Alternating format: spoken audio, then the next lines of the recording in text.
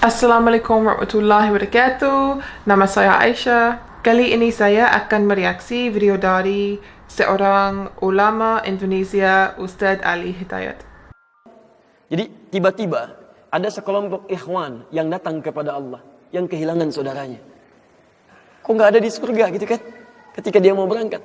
Padahal dua punya cita-cita yang sama dan sebagainya, tapi karena bekalnya tidak cukup, sebagian ada yang masuk ke dalam neraka. Tiba-tiba mengatakan kepada Allah dengan permohonan yang sangat, "Ya Allah, saya kehilangan saudara saya. Ya Allah, saya kehilangan saudara saya. Ya Allah, dulu kami puasa sama-sama. Ya Allah, dulu kami sholat sama-sama. Ya Allah, dulu kami ibadah sama-sama. Ya Rabb, kami tidak temukan dia di sini. Ya Allah, mohon, terus mohon. Sampai ketika puncak pada permohonannya, tiba-tiba Allah berfirman, "Akhriju man araftum." Hei para malaikat, keluarkan orang yang dikenali oleh orang-orang ini, yang disebutkan tadi. Keluarkan mereka dari neraka. Tiba-tiba dikeluarkan. Bertemulah orang-orang ini dengan temannya. Sampai Allah kemudian dengan rahmatnya katakan lagi, akhriju man kana fi qalbihi mithqala dzarratin minal iman. Keluarkan sampai yang ada titik terkecil iman dalam hatinya, keluarkan dari neraka. Sampai mereka kemudian dikeluarkan dalam keadaan gosong, sudah mulai terbakar habis dan dimasukkan ke dalam surga kemudian. Setelah selesai hisabnya di dalam nerakanya, dikeluarkan dari situ.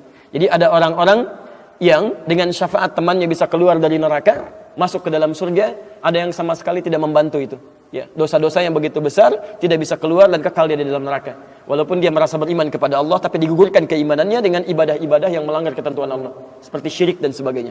Tapi poinnya adalah tiba-tiba ada segolongan teman yang memohon kepada Allah Subhanahu wa taala, "Ya Allah, kami puasa sama-sama, kami ibadah sama-sama, kami sholat sama-sama ya Allah. Cuman saya nggak temukan dia di sini." Itu indah. Nah, permohonan sesuatu untuk melengkapkan pada yang kurang disebut dengan syafa' namanya. Pelengkap yang kurang disebut dengan syafa'. Makanya di tarawih itu ada salat syafa'. Antum salat 11 rakaat, 2 rakaat penyempurnanya yang ke-10 disebut dengan syafa', 1 rakaat akhirnya disebut dengan witir. Ya, ada teman yang merasakan ada yang kurang nih ya Allah, begitu saya masuk.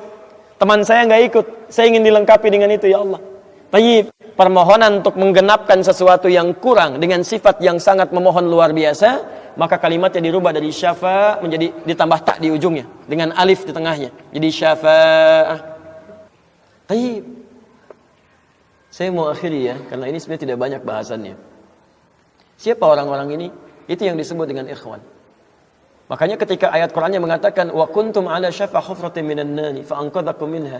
Dan kalian sudah ada bahkan yang sudah mau di bibir neraka itu.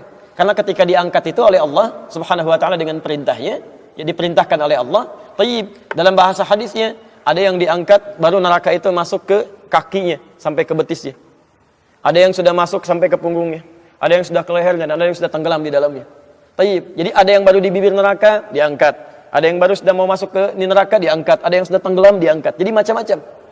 Ya, fa asbahtum bi ni'mati ikhwana. Siapa yang bisa mengangkat itu semua? Di antaranya Allah berikan nikmat kepada Anda dengan dapatnya ikhwan-ikhwan dalam kehidupan. Cuma itu yang bisa menolong Anda di hari akhirat, teman-teman terbaik selain syafaat-syafaat yang lainnya. Ada orang mendekat kepada Al-Qur'an, ada orang sering bersalawat kepada Nabi, ada orang mendekat pada hukum-hukum Allah. Ada orang-orang yang belum bisa maksimal menunaikan itu semua, dia cari teman-teman yang soleh yang menunjukkan pada kebaikan-kebaikan. Bukankah sering Anda dapati seperti itu? Mungkin Anda bersahabat dengan teman yang tingkat ibadahnya jauh di atas Anda.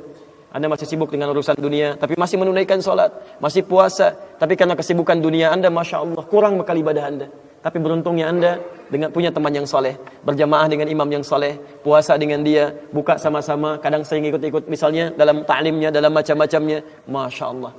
Maka tiba-tiba ketika Anda dikenal oleh dia, diingat oleh dia, di akhirat nanti, tidak ditemukan Anda.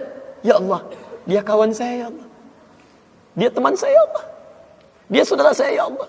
Kami pernah ta'lim sama-sama ya Allah. Kami pernah puasa sama-sama ya Allah. Kami pernah sholat berjamaah sama-sama ya Allah. Mohon jangan pisahkan ya Allah. Jangan pisahkan. Pertanyaan, sudahkah Anda punya teman seperti itu? Yang bisa menolong dalam kebaikan? Kalau belum temukan, cepat cari. Mumpung masih hidup. Sebab kalau sudah kehidupan itu berakhir, tidak mudah untuk menemukannya.